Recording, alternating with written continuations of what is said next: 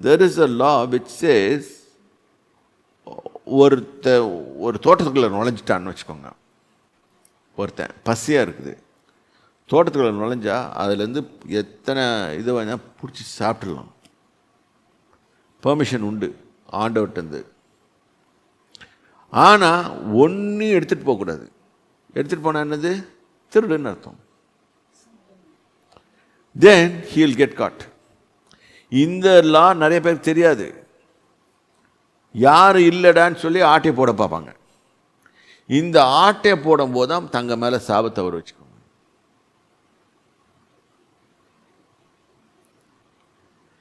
இது ஏன் நம்மளுக்கு புரிய மாட்டேங்குதுன்னு சொன்னால் படிக்கலை. இது இங்கே தான் இருக்குது. எங்கே இருக்குது? உங்கள் கையில் இருக்கிற புஸ்தகத்தில் இருக்குது.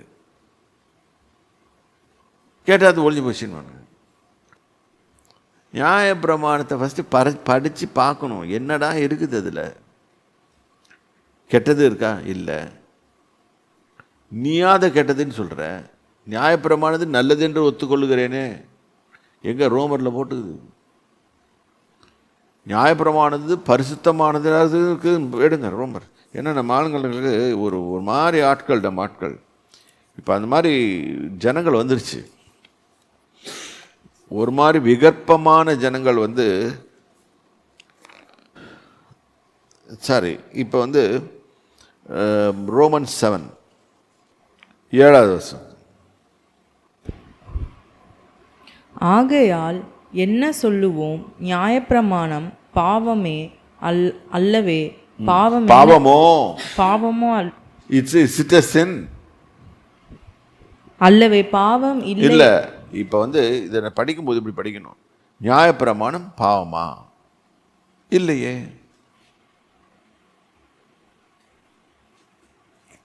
பாவமானது சமயம் பெற்று நியாயப்பிரமாணத்தில் இருக்க ஒரு லாவை நம்ம மீறும் போது தென் இட் கெட்ஸ் ஆக்டிவேட்டட்.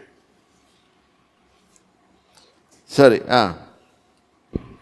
பாவம் என்னதென்று நியாயப்பிரமாணத்தினால் நாம்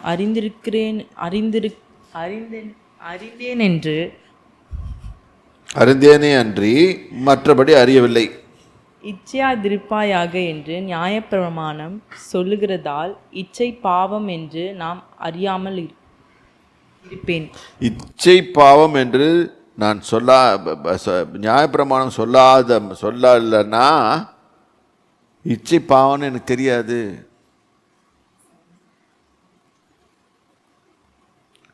இச்சை பாவம்னு தெரியாது.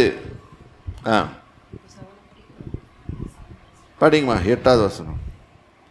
ஆகையால் என்ன சொல்வோம்? நியாயப்பிரமாணம் பாவமோ? அல்லவே? பாவம் இன்னதென்று நியாயப்பிரமாணத்தினால் நான் அறிந்தேனே அன்றி மற்றபடி அறியவில்லை. நியாயப்பிரமாணம் சொல்லிக் கொடுக்குது எது பாவம்னு சொல்லிட்டு. நியாயப்பிரமாணம் இல்லைன்னா தெரியாது.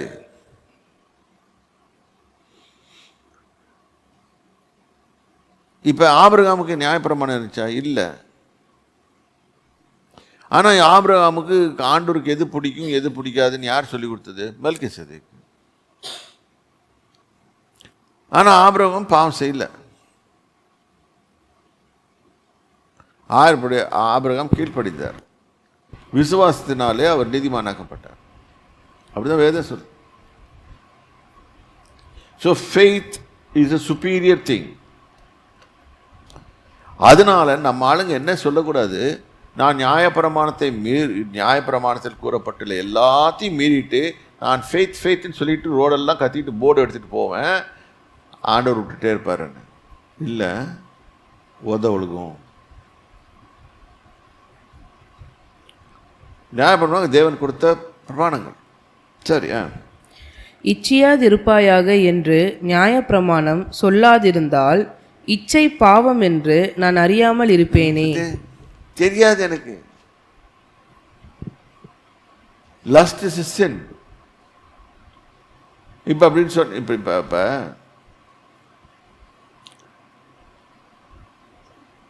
நீ ஒருத்தர் பாத்திரத்தில் சாப்பாடு வச்சுருக்கிறார். ஒருத்தன் அதை பார்க்குறான். பார்த்துட்டு ஐயா எனக்கு கொஞ்சம் பசிக்குது, கொஞ்சம் கொடு அப்படின்னு சொன்னால் கேட்டால் நீ கொடுப்போம்னு நினைக்கிறோம். நம்ம கொடுத்தோம்னா அது ப்ராப்ளம் இல்லை. அவன் உனக்கு தெரியாமல் அதை தூக்கிட்டு ஓடுறான் பாரு, அவனுக்கு லஸ்ட் வந்துடுது, ஆசை வந்துடுது. இப்போ திருடனா மாறிடுறான். என்னது திருடினா? டிஃபன் பாக்ஸை திருடிட்டான். சின்னதாக போய் சொல்லித்தரேன், பெருசாக சொல்லித்தரேன். இப்போ ஒருத்தனோட நிலம் இருக்குது, வயல் இருக்குது, ஏதோ ஒரு காரியம் இருக்குது, பொருள் இருக்குது. இப்போ நம்மளுக்கு அது மேலே ஆசை வருது. ஏன் நம்ம வாலிபர்களுக்கு சொல்லி கொடுக்குற மாதிரி சொல்லுங்கள். ஒருத்தன் லாம்பார்கினி கார் வச்சுருக்கிறான். வச்சுட்டு ஸ்டைலாக உருன்னு சுற்றிட்டு போகிறான். இது பார்த்த உடனே எல்லாருக்கும் ஒரு மாதிரி. அந்த வயசில், என் வயசில் கேட்டிங்கன்னா அது ஆசையே கிடையாது. எனக்கு அதை பார்க்குற விதமே வேறு மாதிரி பார்ப்பேன். ஏன்னா அது அசட்டா லைபிலிட்டியான்னு பார்ப்பேன். அது எனக்கு லைபிலிட்டியாக தெரியும் என் கண்ணுக்கு. சின்ன வயசில் நான் பார்க்கும்போது அது எனக்கு அசட்டாக தெரியும். அசட்டு சொல்லி அசட்டுத்தனமாக பார்ப்பேன். இல்லை, அது liability. There is a book called Psychology of Money.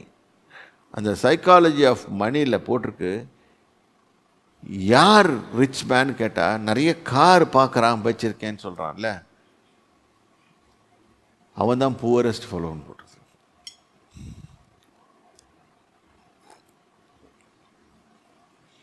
எவன் நிறைய கார் வச்சுருக்கேன், நிறைய பங்களா வச்சுருக்கேன், உனக்கு மண்டையில் எதுவுமே இல்லைன்னு அர்த்தம். நான் சந்தோஷமாக இருக்கிறேன்னு சொல்கிறான்ல, நான் எல்லாவற்றிலும் பூர்ணமாய் திருப்தியாக அடைந்திருக்கிறேன், எதுக்கு எந்த குறைவும் இல்லைன்னு சொல்கிறான்ல, அவன் தான் ரிச் மேன்ன்றான். இப்போ புரியுதா உங்களுக்கு? நம்மளுக்கு we have been fed into our தலையில் என்ன எழுதப்பட்டிருக்கு, என்ன தலையில் சொல்லி கொடுத்துட்றாங்க, இவன் இவ்வளோ கார் வச்சுருக்கான், இவ்வளோ இது வச்சுருக்கான், இவ்வளோ பிஸ்னஸ் வச்சுருக்கான். ஐயா, அந்த பிஸ்னஸில் அவனுக்கு தலைவலி தான் இருக்குது. அந்த பிஸ்னஸை வச்சுக்கிட்டு அவன் தலைவலியோடு உட்காந்துட்டு இருப்பான். ஏன் தெரியுமா? அவன் ஒழுங்காக சொல்லி கொடுத்தானா, அவன் சொல்லி கொடுக்கலையா? இதுள்ள வேதனைகள் காரியங்கள். இது பிரச்சனை ஆயிடுச்சா? ஸ்கூல் பஸ் ஒழுங்காக போச்சா, இல்லை பஸ்லேருந்து யாராவது விழுந்து செத்துட்டாங்களா, நம்மளை தானே பிடிப்பான். இப்போ சொல்லுங்கள், அவன் நிம்மதியாக இருக்கிறானா, நீ நிம்மதியாக இருக்கிற?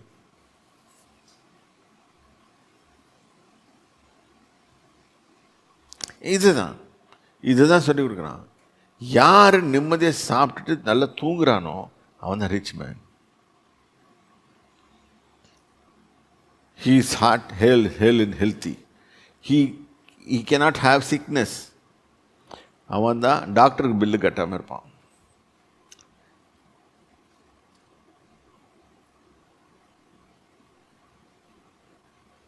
நீ ஒரு பெரிய காரை வச்சுட்டு, நீ அந்த காரில் ஏறி ஒரு டிரைவரை வச்சுக்கிட்டு, அந்த டிரைவர் ஒழுங்காக ஓட்டுறான்னு பார்க்குற போகிறல, அங்கே உனக்கு ப்ராப்ளம் வருது. இல்லாட்டி நீ பாட்டுக்கு டிரைவர் ஓட்டிகிட்டு இருப்பான், நீ படிச்சுட்டு இருப்ப, பறக்குன்னு ஒரு பிரேக்கு, ஐயோ, நீ லேப்டாப் பின்னால் தட்டிகிட்டு இருக்கிற காரில் உட்காந்து, அந்த லேப்டாப்போட குப்பர் விழுகிற, பெல்ட்டு போடல, என்ன ஆகும்? பயம். ஆக்சிடென்ட் நடந்திருக்கு.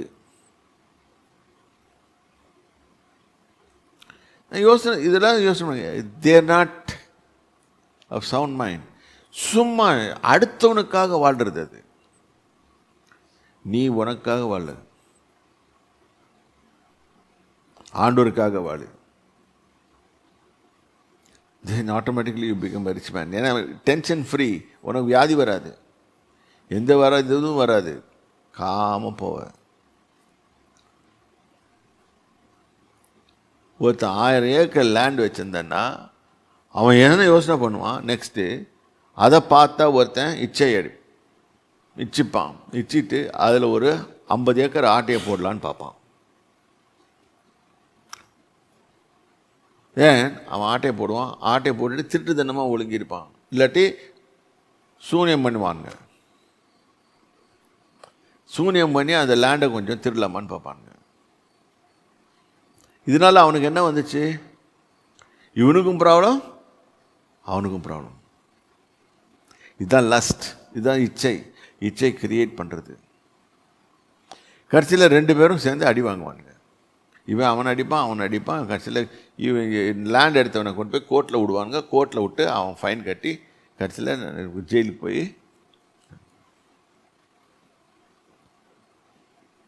இதை தான் பைபிள் கால்ஸ் இட் இச்சை. நீ எது மேலே இச்சை இல்லாமல் இரு. நிறைய விஷயங்கள் இது மாதிரி இருக்குது. பிற காரியங்களையாவது, அவனுடைய விதியாவது, அவன் உடைமைகளாவது, அவனுடைய இதாவது வீட்டையாவது எதுவுமே வச்சுக்காது. அதில் ஒரு ஸ்டடி தான் நேற்று நாங்கள் பண்ணோம். ஒரு சின்ன போர்ஷன். வயல்வெளியில் போகிறான் உள்ள, அங்கே மரத்தில் பழுத்து கொடுக்குது, பசிக்குது, எடுத்து சாப்பிட்ரு, ஒன்றும் கிடையாது, தப்பு கிடையாது, யாரும் கேட்க முடியாது. கேட்டாலும் அவங்க ஒன்றாவது. நீ அதை திருட்டுன்னு சொல்ல முடியாது. God allows it. ஆனால் அங்கேருந்து எடுத்துட்டு நீ வீட்டுக்கு போறிய, அது திருட்டு. இதை நீங்கள் டிசைஃபர் பண்ணணும். இதை கண்டுபிடிச்சிங்கன்னா தான் உங்களுக்கு அது வேலை செய்யும். இல்லாட்டி இச்சையாது இருப்பாங்க. இச்சைனால என் மீனிங்கே தெரியாது. இதெல்லாம் தெரியாமல் ஒருத்தர் நியாயப்பிரமாணத்தை பற்றி பேச மாட்டாங்கன்னா எப்படி இருக்கும்?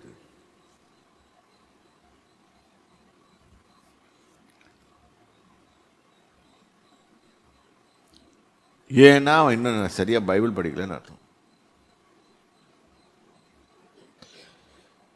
சரி, படிங்க. பாவமானது கற்பனையினாலே சமயம் பெற்று சகலவித இச்சைகளையும் என்னில் நடப்பித்தது. என்னில் நடப்பித்து. இப்போ சொன்னேன், இப்போ இவ்வளவு எக்ஸ்பிளனேஷன் கொடுத்தேனே, இது பாவமானது. உடனே சும்மா இருப்பானா பிசாசு? அடுத்தவன் லேண்ட் வாங்கிட்டேன்னு சொன்னால் அதை ஆட்டையே போடுன்னுவான். இது யார் சொல்லிக் கொடுக்குறது? பேயின்னு பாவத்துக்கு பிதா அவன், பேய். அவன் அதை சொல்லிக் கொடுப்பான். நீ உன்னாரியாமல் அவனுக்கு எதுக்கு அது நியாயம் கற்பிப்ப? அவனுக்கு ஏன் 1000 ஏக்கர், எனக்கு 50 ஏக்கர் கொடுத்தா என்ன அப்படின்னு ஒரு கேள்வி கேட்பேன். அதே தப்பு. 1000 ஏக்கர் அவன் காசு கொடுத்து வாங்குறான். அவனுக்கு திறமை இருக்குது, வாங்குறான். உனக்கு திறமை, உன் திறமையை வளர்த்துட்டு நீ போய் வாங்கு, இன்னொரு 1000 ஏக்கர் வாங்கு. நீ அது திறமையை வளர்த்துக்க மாட்ட. ஆனால் நீ திறமையை வளர்த்துக்காம அது வந்து ஆட்டே போடணுன்னு பார்ப்பேன். அதுதாங்க பிரச்சனை. எங்களுக்கெல்லாம் நான் குறைவாக இருக்கேன். உனக்கு குறைவாக இருக்குன்னா நீ நிறைவாக்கிக்கோ. உனக்கும் கொடுத்துருக்காரு அதே திறமை தான். சரி, இப்போ பாருங்க. இப்போ பாவம் வந்து கற்பனையில் சமயம் பெற்று சகலவித இச்சைகளையும், ஒரு வித இச்சை இல்லை, சகலவித இச்சைகளையும் என்னில் நடப்பித்தது. அப்போ பாவம் உள்ள வரத்துக்கு எப்படியாவது ஒரு ஆப்பர்ச்சுனிட்டி பார்க்குதுன்னு அர்த்தம். ஏதாவது விதத்தில். எதுக்கு? ஏன் ஆண்டவர் அதை வேணான்னு சொல்லி விளக்கி வச்சிருக்காரு. அதில் அது மூலமாக இதான் உள்ள நுழைய பார்க்கும் பிசாசு. அது மூலம் தான் நுழைய பார்ப்பான். அப்போ அவன் அந்த பாவத்தை உருவாக்கி டக்குன்னு உள்ள அனுப்பான். உள்ள நுழைஞ்சோன்னா ஐயோ பேய் வந்துட்டான் பின்னால் கத்துவோம். ஆனால் நம்ம செய்ததை மறைச்சிட்டு இருக்கிற வரைக்கும் அந்த பாவம் நம்ம விட்டு போவாது, அந்த ப்ராப்ளம் நம்மளை விட்டு போவாது. நியாயப்பிரமாணம் இல்லாவிட்டால் பாவம் செத்ததா இருக்கும். அவன் இஷ்டத்துக்கு வாழ்ந்துட்டு போவான். நேராக போவான், அடுத்த முண்டாட்டிய கை பிடிச்சி இழுத்துட்டு போயிடுவான். இது சொல்றது உங்களுக்கு கஷ்டமா இருக்கும். இதுதான் நடக்கும். உலகத்தில் நடந்தது, நிறைய இடத்துல நடந்தது. அதனால தான் இது வந்தது, இந்த லா வந்தது. புரிஞ்சிச்சா உங்களுக்கு? புரியத்துக்காக சொல்கிறேன். முன்னே நியாயப்பிரமாணம் இல்லாதவனாய் இருந்தபோது நான் ஜீவன் உள்ளவனாய் இருந்தேன். ஜீவன் உள்ளவனா இருந்தேன். ஏன்னா எனக்கு பாவம்ன்றது இது காட்டல. எதுக்கு? தேவனுடைய சித்தம் எது என்றது அவர் காட்டல. இப்ப நோவா பீரியட்ல தேவன் தன்னுடைய சித்தத்தை காமிச்சாரு. நோவாக்கு அப்புறம் ஆபிரகாம் பீரியட் வரைக்கும் அவர் ஒன்றும் காட்டல. ஆபிரகாமுக்கு சொல்லி கொடுத்தாரு மெல்கிசேதேக்கு மூலமா, இது எனக்கு பிடிக்கும், இது எனக்கு பிடிக்காது, இது எனக்கு பிடிக்கும், எனக்கு பிடிக்காது. இப்போ ஆபிரகாம் தேவனுக்கு சிநேகிதன். இப்போ நீ எப்படி உன் ஃப்ரெண்டை பிடிப்ப? ரெண்டு பேருக்கும் ஒரே மாதிரி கேரக்டர் இருக்கும்போது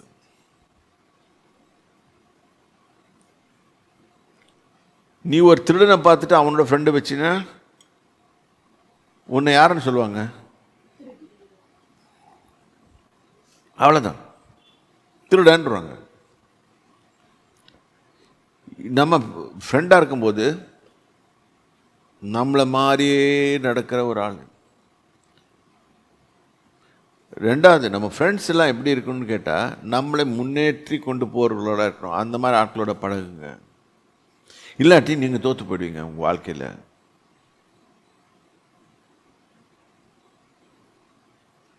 அப்போ ஆபிரகாமுக்கு சொல்லி கொடுத்தாரு ஆண்டவர். இல்லாட்டி அதனால தான் ஆபிரகாம் என்ன பண்ண லிமிட்டடாக எல்லாத்தையும் பண்ணிட்டு போயிட்டாரு. அவருக்கு எல்லாம் பெருகுச்சு. அதில் எதுவும் கர்த்தர் லிமிட் வைக்கல. எங்கன்னா கொஞ்சம் கொஞ்சமாக சில காரியங்களில் லிமிட் வச்சார். தசம பாவத்தை பற்றி பேசினார், பலி செலுத்துறதை பற்றி பேசினார். ஏன்னா ரத்த சிந்துதல் இல்லாமல் பாவ மன்னிப்பு உண்டாயிருக்காது. அதனால் அவன் பலி செலுத்தினான். அவருக்கு உற்சாக பலி செலுத்தினான், சர்வாங்க தகன பலி செலுத்தினான். இதெல்லாம் ஆண்டவர் சொல்லி கொடுத்தது. சர்வாங்க தகன பலினா ஒரு பெரிய ஒரு இதுன்னு நினச்சிக்காதுங்க. சர்வத்தையும் ஒடுக்கி அவர்கிட்ட ஒப்படைச்சிருக்கிறான், பலியாக செலுத்துறேன், என்னையே நான் அவர் பலியாக இருக்கிறேன். அதுதான் போட்டிருக்கு ரோமர் 12:1. எல்லாவற்றையும் நான் ஜீவனுள்ள பலியாக, அதாவது என் சொந்த சித்தத்தை செய்ய மாட்டேன் ஆண்டவரே, உம்முடைய சித்தத்தை நான் செய்கிறேன். ரோமர் 12:1-2. இதுதான் கர்த்தருக்கு பிரியமானது. நீ உன் வழியில் போகாதப்பா, தப்பாக போகிறப்பா, என் டைம் உன் டைமையும் வேஸ்ட் பண்ணுற, நான் உங்ககிட்ட டைம் ஸ்பெண்ட் பண்ணுறதையும் நான் அதிகமாக்குறேன். நீ பாட்டுக்கு நான் வச்ச வழியில் போயிட்டே இருந்தீன்னா உனக்கு பிரச்சனையே இல்லை. நீ பாட்டுக்கு போயிடுவ, கணக்கு முடிச்சுட்டு போயிடுவ.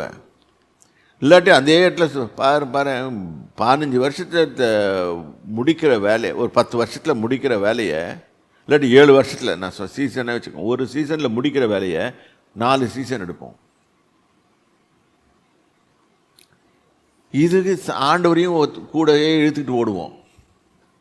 ஆண்டவரே எங்களுக்கு ஒன்றுமே புரியல ஆண்டவரே, நான் செய்கிறதெல்லாம் தோற்று கொண்டே இருக்கிறேன், எதிர்த்தாலும் ஃபெயிலியர் ஆகுது ஆண்டவரே, நான் விதைக்கிறேன், எவனோ அறுத்துட்டு போயிடுறான்.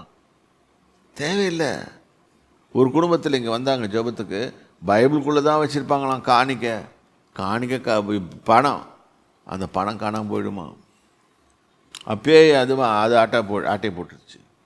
இதுக்காக அவங்க டெஸ்ட் பண்ணி ரூம்குள்ளே பூட்டிட்டு போயிட்டாங்களாம். ரூம்குள்ளேருந்து அடிச்சிட்டு போயிடுச்சு. பேய்க்கு என்ன ரூம் அது பூட்டுறது? அது சரி, புரிஞ்சுக்கோங்க. கர்த்தருடைய வழிகளில் நம்ம நடந்தோம்னா நம்மளுக்கு எந்த வித பிரச்சனையும் இல்லை. வாழ்க்கையை நான் நிம்மதியாக பண்ணி. ஆபிரகாம் 175 வயசு, 175 வயசு ஆபிரகாமுக்கு. அவனுக்கு ஏதாவது சரி, அது கணக்கு போட்டு பாருங்கள். 75 வயசில் கர்த்தர் ஆபிரகாம் அடைச்சார்.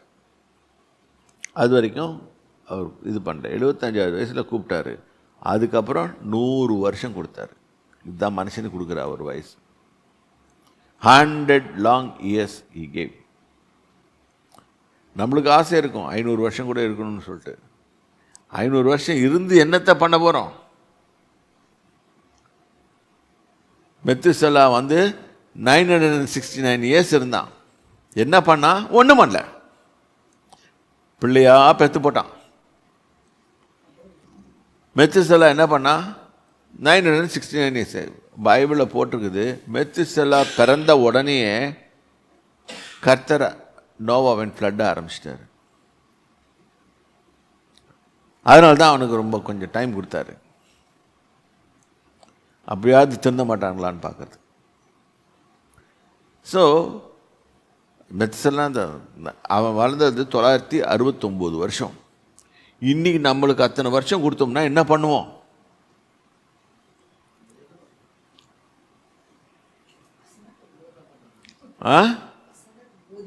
வசனத்தை யாருக்கு போதிப்பீங்க? நீ தான் ஒன்று இருக்கணும் உலகத்தில் வெளிலாம் சேர்த்து போயிடும். உனக்கு ஒன்றின்னு 969 வருஷம் கொடுக்குறாரு, வேறு யாருமே இல்லை, மிச்சம் எல்லாருக்கும் அப்படி இல்லை. என்ன பண்ணுவீங்க? நீங்களே செத்து போயிட்டான்ற ஆண்டவரை தூக்கிக்கோங்கன்றாங்க. போதும் போதும், நான் வந்துடுறேன், உங்ககிட்ட வந்துடுறேன்னு ஏதோ ஜோக்குக்காக சொன்னேன்.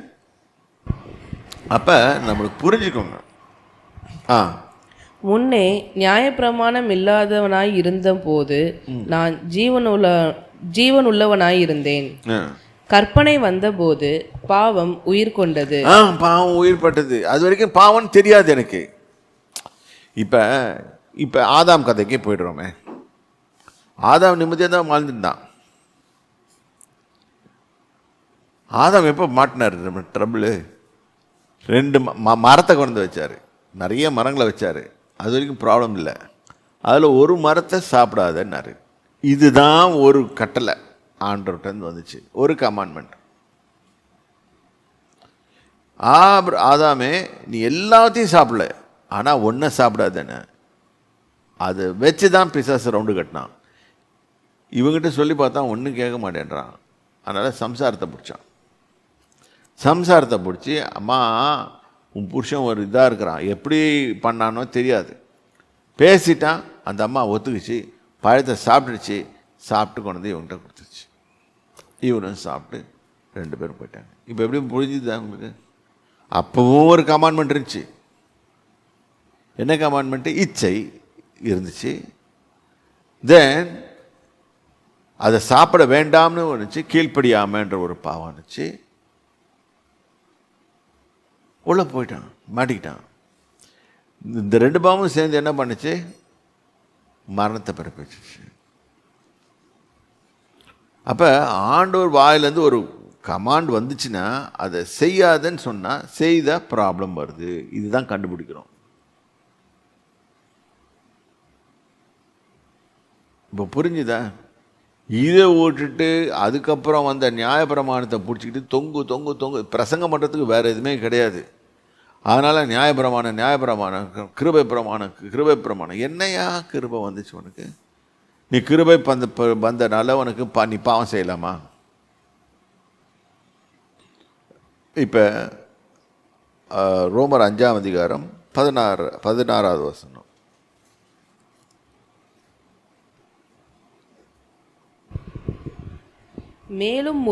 மேலும் ஒருவன் பாவம் செய்ததினால் உண்டான தீர்ப்பு தேவன் அருளும் ஈவுக்கு ஒப்பானதல்ல. அந்த தீர்ப்பு ஒரே குற்றத்தின் நிமித்தம் ஆக்கினைக்கு ஏதுவாய் இருந்தது.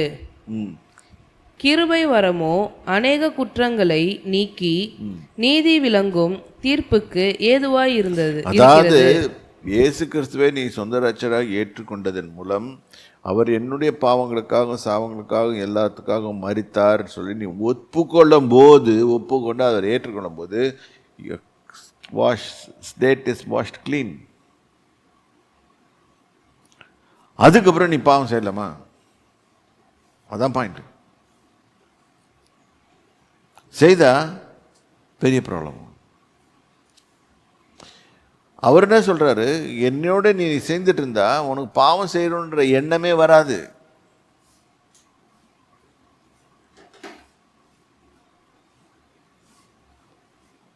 தான் அடுத்தது படிமா. அல்லாமலும் ஒருவனுடைய மீறுதலினாலே அந்த ஒருவன் மூலமாய் மரணம் ஆண்டு கொண்டிருக்க. அதே இப்போ எங்கே போயிடுச்சு? ஆதாமுக்கு போயிடுச்சு. இங்கே சொல்றது ஆதாம்லேருந்து எஃபெக்ட் எடுத்துட்டு வருது. கிருபையின் பரிபூரணத்தையும் நீதியாகிய ஈவின் பரிபூரணத்தையும் பெறுகிறவர்கள் இயேசு கிறிஸ்து என்னும் ஒருவராலே ஜீவனை அடைந்து ஆளுவார்கள் என்பது அதிக நிச்சயமே.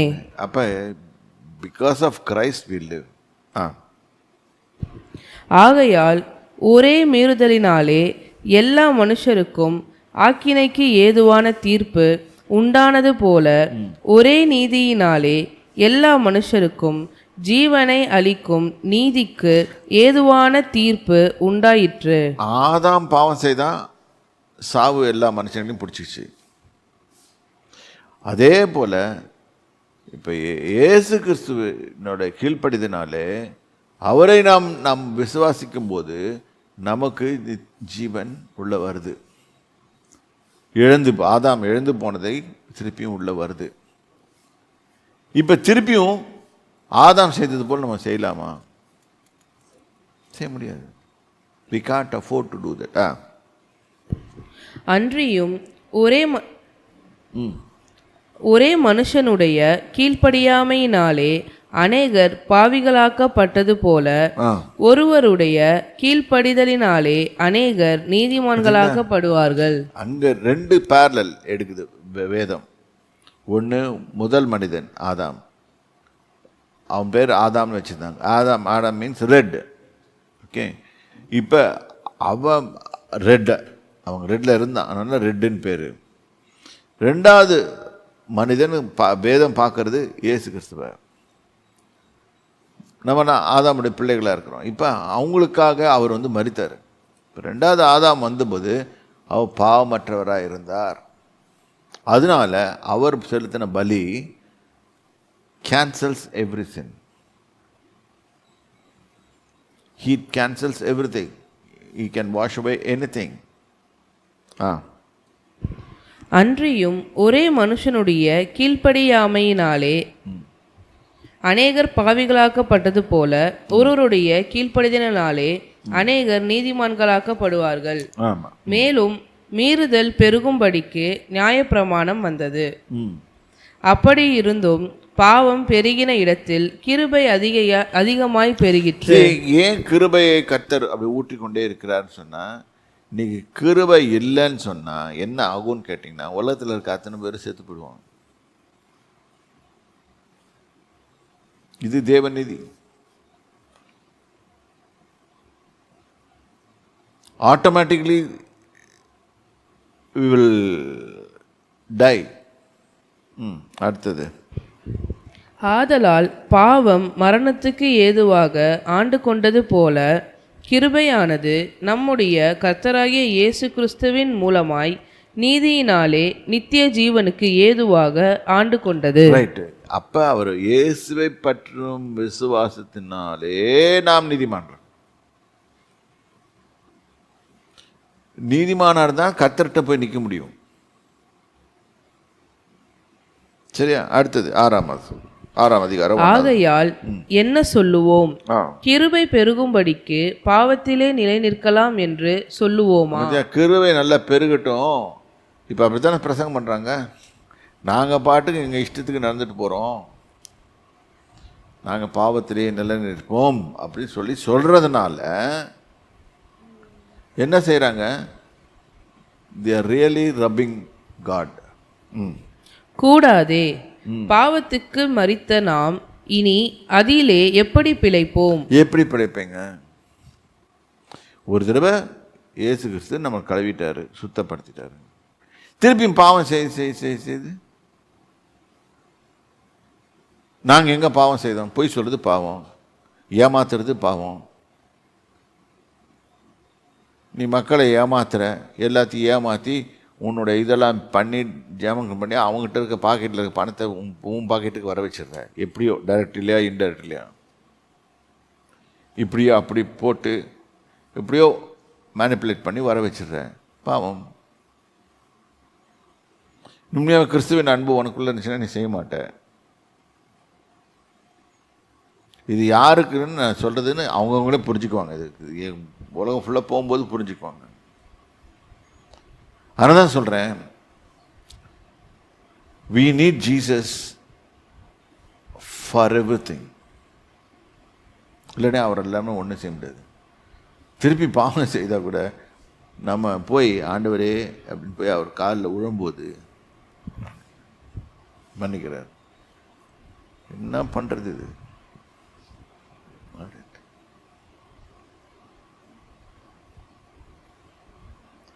ஆனால் நம்ம ரட்சிக்கப்பட்டது தான், உண்மைதான்.